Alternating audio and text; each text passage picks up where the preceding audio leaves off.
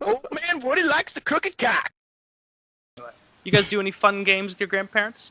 My grandpa, when I was like 5, he would do this thing where he could take it like his toes, like his big toe and his second to big toe, and like pinch them together. And so he'd act like he had lost control of his foot, like you know that thing they do in the movies. We're like, I can't control my hand, and he'd pinch me with it when we were on the couch, like grab me with it, and I'd be like, Nanny, Papa's doing something. He's coming for me, and he's like, the toes are coming for you. That's about as close to that as I ever got. Yeah, that's the only game we played that was like a silly little game. My grandpa used to play pranks on, like Stereos doesn't know. I'm from St. Louis. My grandparents though are from Southern Missouri. Wait, okay, is Southern Missouri like the land of the pranksters, grandma and grandpa? It is a lot of no good nicks down there, a lot of pranks. Okay. But it's basically like a way to separate like an urban area, and then just a couple hours down is like real fucking South in Missouri.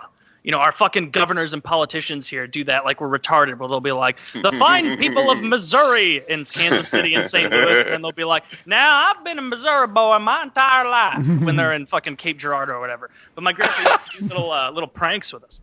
And he took my younger brother out once hunting. You know, they're going squirrel hunting. He was teaching my younger brother how to use a gun. And I think my brother's probably 5 or so, like really young. And they're walking around in the woods with the 22 looking, my grandpa had it, not my brother. And they're walking around and he goes, hey, you see that right there? You see that squirrel up there? Look at that feller. What's he doing? What's he doing up there? What do you think he's doing? And my brother was like, I think he's looking for nuts and seeds and he will hide them in the, you know, whatever kids do. And while he was looking at him, my grandpa had stood up slightly behind him and aimed and blew this chipmunk or squirrel's head clean off. Like, just it exploded. And my grandpa did his like, as my brother's like, Oh, that's great. He was weeping about it. What else did he do? He did that again did that again with a snake, but that didn't scare him as much because he wanted the snake dead. He made me stand out there when I was like 6, where he's like, I'm going to show you how we skin a coon. And I was like, that sounds pretty dope. I'm 7. And so he tied the coon up with its tail around a low-hanging branch, and then took like his knife and cut around the tail, around the asshole region. Yeah. And I was like, even as a kid, I'm like, I wonder how do you get the skin off? Do you have to like slowly peel in strips or something? And as I was thinking that, he puts his hands like up into like the asshole area and just does a and in one fell swoop, you just hear like a sickening tear as all the skin separates, and then it's just a totally skinned raccoon with all of its inside-out skin hanging over its little raccoon hands. And like as a little kid, I was like, wow. Like, I think that's when I realized I too could die. Where I'm like, I look probably similar to that thing. All I'm just someone who hasn't been tied up by my grandfather and tore an asshole inside out yet. So, but the night's still young. Yeah, it was so much fun going to their farm and fucking around because there were like no rules. It was like, all right, I know, Taylor, you go out there and you play on your 4-wheeler, but you better be wearing a helmet and you don't aim that gun at anything, that BB gun at things while you're riding around. And it was like even as like an 8-year-old, I'm like, this is an incredible amount of leeway. Yeah, that's the whole rule set. Wear a helmet and don't shoot while moving. I can deal with this. Don't shoot while moving.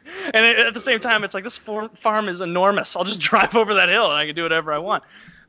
We did this game where we used to, I'm sure Kyle's done this too. Most people in rural areas have, where you have like land sledding, where you have a 4-wheeler or ATV, and you have a long rope, and then you have a big piece of plastic, like farm equipment style plastic, not like a sled, like just a big black sheet.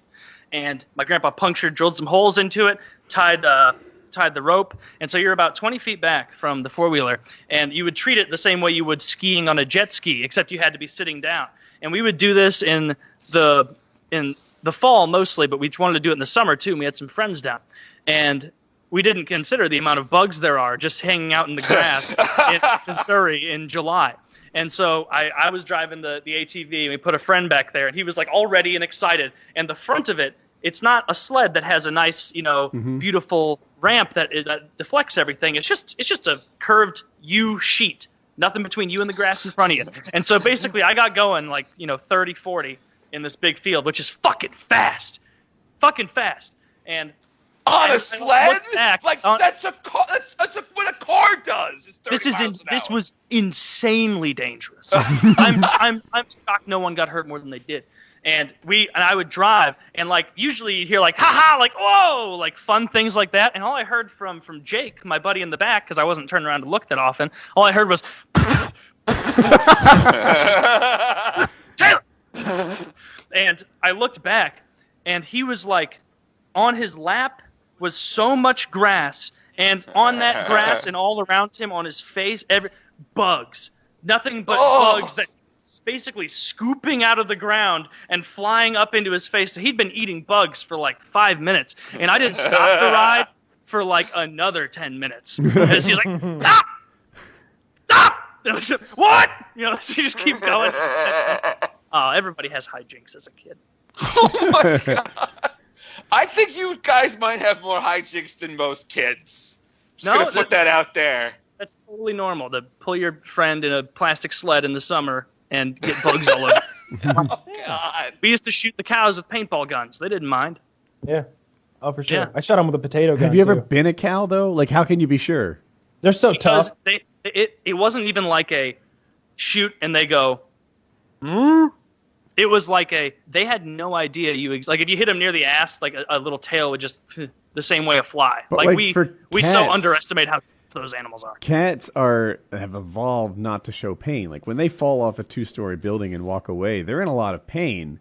They just don't squeal and scream and stuff because it's an evolutionary response. How do you know that cows are not feeling a lot of pain? Okay. See, the thing about that, Woody, because I've heard them real bad before, and I know what they do. Trust me, when you hurt one real bad, he screams and bellows. Cats too. That still on. falls in line. I believe that they have pain receptors because if they didn't, they wouldn't know they're being injured. We're just suggesting that a paintball isn't enough to trigger that response. You got to shoot them in the ass with a shotgun to get them motivated. And I've shot many a cow in the ass with a shotgun to get them motivated, and they respond to that. Just birdshot, nothing serious. Yeah, just birdshot. Yeah, no, just really, a shot you would use to kill a bird. Yeah, bird shot. It's a 1,500-pound Holstein. She's gonna handle ruin a little the leather. Bird shot. You're gonna ruin the leather. Dog treats anyway. Yeah. This is no longer gonna look fantastic in the front seat of a mid-size Elantra, or some shit. Exactly. Yeah, I've shot him with a potato gun before. That's pretty funny. Get a potato gun. That seems like it'd definitely be big enough to get a cow's attention. It is. It absolutely is. My cousin would drive the 4-wheeler, and I'd be on the back shotgun with my potato gun, and we'd sort of drive by, shoot him in the ass with that, and the potato would hit hard enough to explode when it hit the cow. They're not soft, they're really hard. They're bone and muscle. My father once beat up a man over a potato gun. I think he was about a teenager. Call him 16, 17 years old. And there was a neighborhood bully who would, just exert his dominance in the minor ways, not enough to really make you, draw that red line. And then he shot my father's dog, Sport, with a potato gun. Oh, my God! Yeah, and the dog yelped and stuff, and that was enough. That was where he drew the red line. And apparently he beat the fuck out of this guy, and did like a ground and pound situation, and ended the bullying. Go dead. Yeah, I wouldn't shoot a dog with a potato gun. No, there's a little dog too, like I don't know, 14, 18 pounds. Yeah, you need like a 30-06 or something to really take that thing down. No, you don't. To really need a 30-06 to take it if down. you don't know guns, that's more than enough. Well, you're looking but Woody, you want to be safe. You want to make sure that you bring it down. You want a red mist situation. There you go. You want to vaporize that puppy. That's like what would happen when I used to go out and shoot prairie dogs when I lived in Idaho, where if you used a 22, it would make a wet slap when you hit it, and it would explode a little bit, a teeny bit, mostly you just see blood splatter, and then the little other whistle pigs would run out and eat it because they're carnivorous little fucks and a total pest. But if you used just a 223, it would vaporize. Yeah. It would just become a misty cloud of form or being. Yeah, it's a great way to kill an afternoon. Yeah, there's really or good a prairie YouTube videos. dog. Yeah, or many prairie dogs. Yeah, there's really good YouTube videos of people prairie dog hunting, and it's nothing but what Taylor just described. It's people shooting them at long range with medium to high powered rifles, and when they hit them, they just fucking explode, and it's pretty fucking cool because prairie dogs dig their burrows, and cattle and horses step in them and break their legs, so it's a real problem for ranchers. So Yeah. Whenever you've got an excuse to kill an animal, that's when you know you've gotten in good because nobody can really give you any shit. Sorry. They had that backfire on them in the Northwest like 20 years ago when they were like, you can't shoot wolves, we got to save wolves. They reintroduced wolves, and we're like, you can't shoot these things. And it turns out wolves are fucking smart and clever. And now they're like, open season on wolves. Huge mistake 20 years ago. It turns out they did not need help repopulating. They've got it figured out. So if you see one, shoot it. And still people will like go on huge helicopter trips. And these wolves are so smart. Like they'll hear that noise and like send signals to each other, and they'll all hide. Like they're incredibly smart animals. Yeah. Maybe there's a reason we hunted them to extinction before. It wasn't just these dogs are a bunch of no good nicks. We took these dogs, turned them into the kind of dogs we like. So why do we need these dogs? Yeah, and now I guess I watched this whole thing called coy wolves, where like the wolves are breeding with coyotes and dogs and creating this weird hybrid that can like live in like urban areas and in the wilderness, and it's sort of medium sized. Wolves are enormous. People don't realize just how fucking huge a wolf is. Like you put your whole hand in a wolf's mouth. They're huge, but these coy wolves are sort of medium sized, so they're able to survive on less food, but they're also wily and really intelligent. So they're stealing garbage. Mostly eating pets. They do a lot of that. They eat cats and dogs a lot, and they've become a real problem, I think, in the Southwest. Yeah, fuck wolves. Yeah, kill them all. I mean, who cares? They are enormous. There's always some bleeding heart motherfucker that finds like the worst animal in existence, and they want to like start a foundation and like love these things for they're really not that bad. Meanwhile, they're like they're scooping up people's pets and. I mean, I guess they need them in like those wilderness areas to like cull out the weak buffalo and stuff.